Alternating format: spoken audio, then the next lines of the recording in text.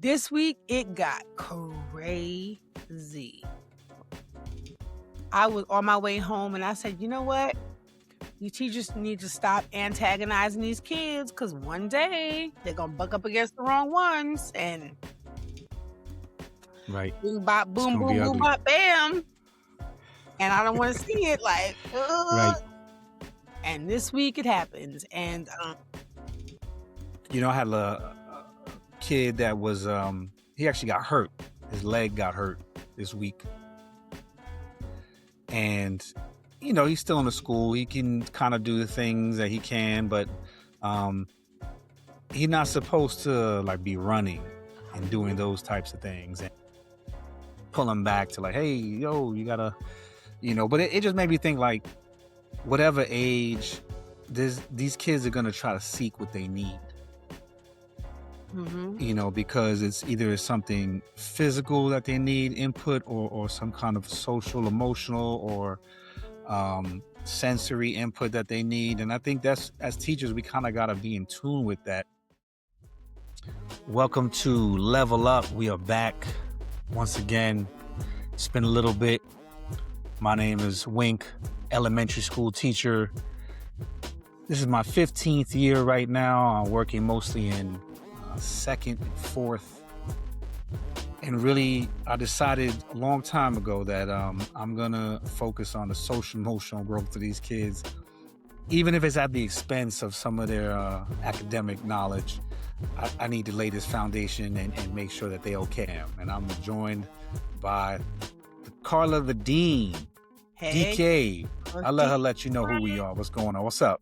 I'm in my 17th year of teaching, and I be loving on these kids day in, day out. And for those of us who don't know me from earlier episodes, I'm a special educator by training. And now, after being a teacher in the classroom for 9 years and then a learning specialist for 7 years, now I'm a high school dean. So I've been able to take everything I've learned to really bring it to the perspective of what these babies need as far as these social emotional learning so that they can actually get their academic success.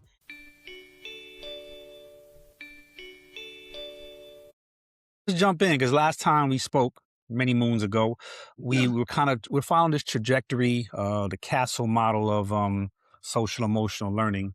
And last time we kind of looked at self-efficacy. It's just thinking that you can do things, believing in yourself, understanding who you are, knowing your emotions, just really knowing yourself on a social emotional level. This week, we're going to move more into the impulse control, right? Once you have that understanding of who you are, what you're about, what your emotions are, how you're feeling, now can you control it? Can you drive the car, right? Can you change the channel to the channel you want? Like, think of it like a remote control, right? Impulse control is just, you have the feeling. Now, how do I do something with it and be in control of what my next steps are? So that's really where we are. If self-awareness is like knowing that you're angry, then self-management, impulse control is deciding that I'm not going to throw a chair, right? I'm not going to leave the classroom. I'm not going to curse the teacher out. Whatever that many people have seen over the years, stopping yourself from doing that, because it's probably not going to be helpful to you in the long run as a student if you just let your impulses out all the time. I'm going to break this down a little bit, Carla. Maybe you could help me out talking about just the hardware, how kids are hardwired. And I think it's really important for not just teachers, but all adults to understand the growth of kids, the development of children. And when I look at kids in my elementary age, I'm looking at them from the emotional ability to regulate those emotions, to bring them to the forefront, to understand them. You're kind of just building those foundations of what your emotions are. And I would say, you're probably dealing with more the prefrontal cortex, right? Now, what do they do? What are the decisions that they make? And we can look at this like a fire alarm versus the CEO of a company, right? I'm sounding the alarm. These emotions are going off. You have kids that are supposedly building that CEO. Maybe you could talk a little bit about what that looks like in the high school level, Are there a lot of CEOs? Are we lacking CEOs? Do they have some of those skills? What do they need? What are they missing? You talked a little bit, but what you going through? And I love this like business model type of metaphor. So I'm Hmm. willing to say when they come into ninth grade, it's like middle management and they're aspiring to be the chief executives of whatever they got going on, right? Hmm. So they've got the like middle school feelings and interactions and all these things. But then all of a sudden in high school, every single thing they do has high stakes involved, right? Right. You have the kids who are used to being able to run their mouths and do all of this yapping in their middle school. Then they get to high school where everybody's bigger than them. And they're Hmm. all of a sudden, 110 pounds soaking wet with bricks in their pocket, right? So it's kind of like I was saying to my school social worker today, you can tell which puppies were socialized at the dog run and which Hmm. ones weren't. Right. So It's interesting because when I try to teach kids, basic skills, I kind of like related to training a puppy or a dog, and right? You got to like things be like that. consistent and direct. Yes, and they respond to tone even if they Hmm. don't understand the words, right? You can be Yeah. telling them something good, but you still have to make sure that the tone you put it in doesn't Right. accidentally, like, trigger their nervous system and they shut down before they can Hmm. hear you. So they Yeah. have these bodies, right? They're like medium to large, but inside their hearts are still kinda young when they come into ninth grade and then, like, high school, so they're like the big babies. So I treat Yeah. high school like the kindergarten of adult life, and that's relevant because when it comes to, like, self-management, especially when it comes to Black and brown children, and this is my For 16th sure. education, so I feel 100% comfortable saying this. Our children are socialized or seen as older than they truly are before they're Hmm. Yeah. so knowing that, I was always very mindful to remember these are still preteens and teens. Mm. So most kids come into high school when they're 13 or 14 years Right. old. So treating them like an adult in ninth grade is a mistake. What do you think that is, though? What do you think that is attributed to? Like, I know obviously race, people Oh, okay, I'm see about to race say, is played to it, but racism? but but what aspect? Like, what is it? To me, I feel like sometimes you know black and brown kids when they're in their flow and they're upset, whatever emotion it is, and they just have their lingo going. They're very in command of their language. Yeah. You know what I'm saying? I could see how um they're like intellectually advanced. You know what I mean? Like emotional intelligence that I think they've seen a lot, they've been through a lot, depending on social economic status. But I feel like that's something that teachers don't reckon. I think they get intimidated sometimes from the Yeah. fact that a kid might know more or be more emotionally intelligent than me. Okay, so putting racism over here as far as like we're all going to acknowledge it from living in Right. America. I think generation and how we've been socialized to see the role of teacher and student plays an important, Hmm. right?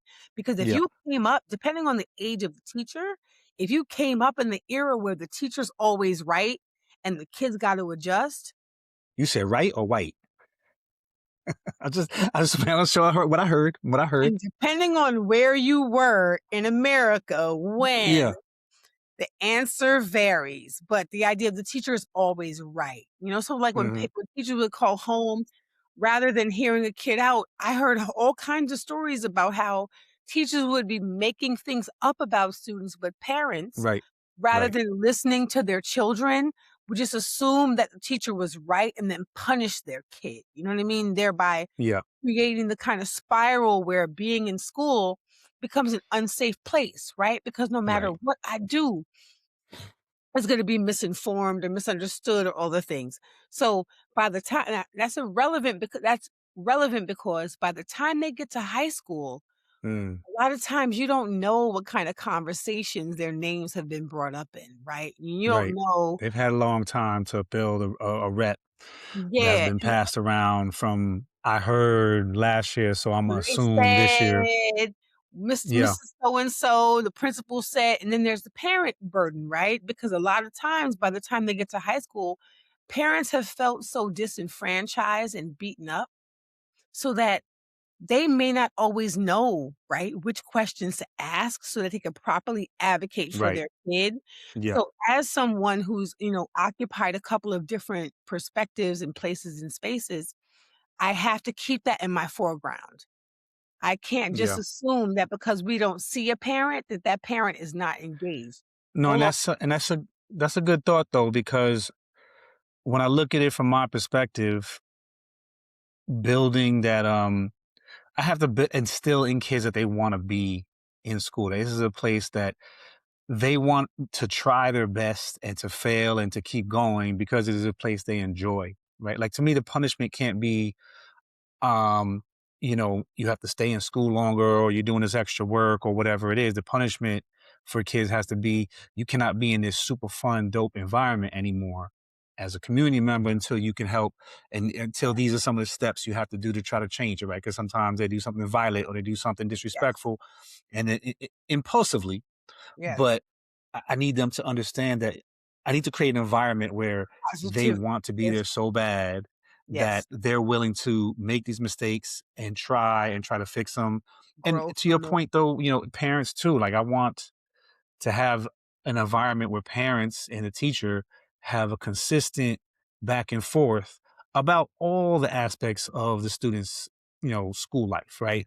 Yeah. Things that are going horrible, but things that are going really well. Like I want a full picture. And I think by the time they get to you, there's been so many teachers who just given one picture. Like your kid can't be terrible all day.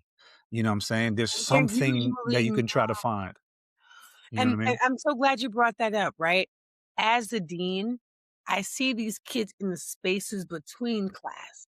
So I see them in the Right. hallways when they're catching up with their friends. I see them in the morning when they're bringing their little breakfast and their little Stanley Yeah. cups. And I see them at the end of the day when they're, during dismissal, when they're finally happy to get out the building because they've been doing the hard work all day. Lunch, right? So, the teachers Hmm. have their own perspective in the classroom, but getting to see them interacting, that's why I'm talking about the dog run so much. It feels Yeah. like those rare moments when they get to kinda interact and pass with one another. So I think as a dean, I really try to have like a third set of eyes Hmm. so that when I see kids doing really good things in the community, I'm like, "Hey, so I noticed you did so and so and such and such. Thank you for that. I really appreciate that," because I Right. want them to understand that how they carry themselves in between these spaces is equally as important as what they're doing academically inside the classroom, right? And No, just I from agree with that. what we're talking about with like the whole Mm. self-management thing, it matters what you're Yeah. doing besides writing a really great essay. What kind of person are you Yeah. becoming? Right. And, So and I, honestly, and honestly, as a teacher or as a dean, from your perspective, it's important to know what these kids are seeking, what their behaviors are actually trying to achieve. what's And we the look at goal? it kind of like that dopamine versus discipline, right? Like there's something in each of our minds that we're trying to seek something, some pleasure seeking, some motivator seeking that that's what's going to keep us going, right? Whatever that is going to keep us going versus that discipline part where you want to have them instill in themselves, like, okay, I need to continue doing this. I can't veer off track. You want to instill those things. And I think as a lot of teachers, they go straight to, I need to force discipline upon you. You didn't follow the rule. You broke something. You were disrespectful. So that means that I need to punish you until you change that. And we all see if the kids who are in detention or suspension, that doesn't change No. because they were suspended or in detention one time. They're going to be there again. And I was in a school too where it was like that was like the main way of instilling discipline was detention, lunch attention. And lunch attention every day would be like 40 kids. You know what I'm saying? Like the same kids every day. I'm like, yo, can you do something different? It's obviously not working. If your goal is to change the behavior, like the science behind it, that's what the data is about, and it's not working. So what else can we do? What are they trying to seek? What's that dopamine they're trying to seek? How do we give it to them in a positive way, or you know, um, cut it off before it turns into something else? How do we get there so that we can give them some of that motivator, so it's not just about the discipline? And my face right now is because I'm literally thinking about where I am in my school because Mhm. principal specifically brought me in there not to be a cop, right? So my whole focus in the building is to to do my job from a restorative perspective. Yeah, Because in restorative practices, building relationships is the primary focus. for You gotta sure. get to know these kids. You gotta figure out who's in the building, which really aligns with my training as a special educator because Hmm. you don't know who's in your classroom. They will break your whole thing into 100 pieces, and you will have Right. flaming bits raining from the sky Because it'll come out too in random times that you didn't at even the worst expect. times, the Right. most Like, that's you? inopportune times. Right, I didn't know so that. right, so because that's my training as a dean, knowing that every day the community comes together and there are different factors involved, it's like I've been having these kinds of conversations, right? Mm, And so this idea of how do we keep able to let the individual students be seen and heard and understood, but still like really preserve collective security and community and interaction and engagement as a restorative practices person and the dean, I can't just walk in the room and be like, why'd you do that? I gotta be like, right. oh, what happened? Hmm. And what I'm finding is because I wasn't brought there to be a cop, I was brought there to really be someone who builds community. Prioritizing relationships and getting to know where I am and who's doing what and what the levers Yeah. are and move the different spaces. There have been major situations that I've been able to break up because I already know the Yeah. information, And right? that kind of leads into this idea of regulation over compliance, right? Like, how do Yes, you get kids to regulate themselves, right? So yes, they sure. have the ability to have some more self-control, to make better choices It's versus just relationships. commanding that they comply with whatever rule and things that are going on, right? And It's relationships because you yeah, can only press on people so much before they press back. yeah, But doing the work in the beginning before situations pop up and trying to get to know people and or for showing up in sure. the community like consistently every day, that's the stuff that builds that capital that you need.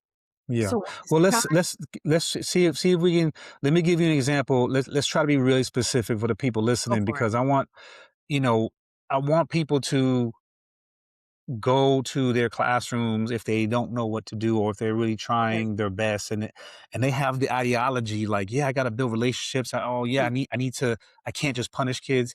How do we actually build that? Because I think there's practice and routines that you can instill in your classrooms. Like, for example, in the elementary age, I try to beginning from the beginning of the year, I try to build a student profile for every mhm, kid. Right? I have a kind of an entrance interview with them. You know what I'm yeah, saying? Ask them about where they came from, if it's their first year to the school, or how their year was last year. Like, really have these reflective moments so I can just understand who they are as a person. I try to talk to their teachers from the year before. I have meetings with them. I set meetings up where I'm just trying to get some information. I'm going to take it with a grain of salt because kids come fresh, but it's good to just know this have a happened last year. You know what I'm yeah, saying? Oh, let me keep that in the back of my mind. Let me see how I can help unpack that because that might not have gone away. Right. And then really I just have them um a lot of empathy. Like, I instill the idea of um growth mindset, and that they are going to make mistakes. The mistakes, and maybe this is different for you, but most of the times, and probably for you, but most of the times, the mistakes they make in the school are not life changing mistakes. They're not going to end your life. They're not going to put you on a trajectory. They can if it's consistently happening and you don't learn the skill yes, behind how to stop it, right? That's the danger. But the actual act, you got into a fight, um, you threw something, whatever that is, I have to have that mindset. Like, look, this is not, I can't let this change the kid's trajectory in yeah, school. I have to help him unpack this. yeah, This is his lesson or her lesson for the day. And that's how you have to kind of look at discipline and impulse control in the younger grades. yes, Like I said before, you're kind of trying to train puppies, right? And to do that, you have to be consistent. You have to use a tone. You have to be the commander in that room, right? The person that they're following, that they look to for support. They know that's the leader. Okay, that's our general. If yeah. something goes wrong, I know I could turn to that person They are instead safe of throwing because they something. are there. Yes, Exactly. So, and I think the one of the important parts. Like I said, having that entrance interview when at first had the beginning of the year, but then having a few throughout the week with different kids, having those consistent check-ins, taking some notes, reviewing them, for me is been really helpful to understand who they are as people, some of their triggers. Yeah. You know, I'm kind of building the office for the CEO, right? And you are trying to create these CEOs. You want them to have that skill almost already in place so that when they go off to college or the workforce and no one's pushing them, they can do it. What do you do? Like, are there specific steps that you take throughout the day? Throughout, like, what's your approach? Well, having shifted from inside the classroom to full-time outside the classroom, I've had to kind of shape the way I interact with students because I feel like a lot of my work is character education, right? I Hmm. feel like SEL is even more important for me in my work now, especially because I'm not in the classroom. So I'm seeing all the other stuff. So a lot of the times I find myself asking questions and really trying to have big open ears that listen. And then watching for patterns because I get to see I have a whole set of cameras in my office, so I can actually watch what's going on. So I can see where the kids move. So a lot of times the joke is they're like, "Yo, miss, you be coming out of nowhere." Half of them don't realize that Jason Bourne out here, I have a camera system, so I Carla know where they Bourne, are. When I show up, I'm like, I saw them moving. I'm like, okay, so I'm gonna meet them around this hallway. So I have to be Carla clever. Batman out here. And I'm She's straight up quick, I'm quiet. Yo, just it's popping up. crazy. The kids leave like, yo, Miss Kelly, you'll be everywhere. That's But hilarious. my deans in my high school, that's how they were. We would Hmm. go running around the corner and they would just meet us like Michael Myers, right? So Right. I'm old school, right? So that's how Yeah, the horror movie. they moved in my day. But I think this idea of sitting back and studying the kids and listening in the quiet, Hmm. trying to get to know just who they are and how they are, has allowed me to notice patterns, be like, "Hey, so I noticed blip, blop, bloop." And sometimes having a conversation with a kid will help them make a different decision that may, even if a situation gonna happen, it's gonna bring it down a little bit because Yeah. how it shows up, a little bit more thought is in there because as did like we were talking about prefrontal, right? As the frontal and the prefrontal are developing, this idea of consequence and future is so Hmm. far out of their realm Right. of like Yeah. it's just Yeah. not in their etch a sketch. It's It's just not not. connected. It's not No. connected. Right. So my role, especially Yeah. because I also deal with consequence, is helping the kids connect the dots. Right. So I hope that's like a relevant answer, but helping the No, kids I like that. I mean, process and eh, connecting the dots yeah. is a lot of my work. I mean, and that's a good visual for people to take away. The idea that you have to do the work beforehand, and I think that's what gets lost in teaching, right? People, Yes. especially as they get older, they focus on the academic. And you guys in high school, I have them for the whole day, so I can kind of see a little bit more. I can interact with them in different ways, but especially as they get older, middle school and high school, there's this focus of I have 45 minutes or an hour. Here's the content I have to get. Yeah. And here's what I think, and for those teachers who are like, I can't do this, I have too much to do with the academic work, maybe you shouldn't be a teacher. And I don't say that in like a disrespectful way. It's like maybe the role has changed so much.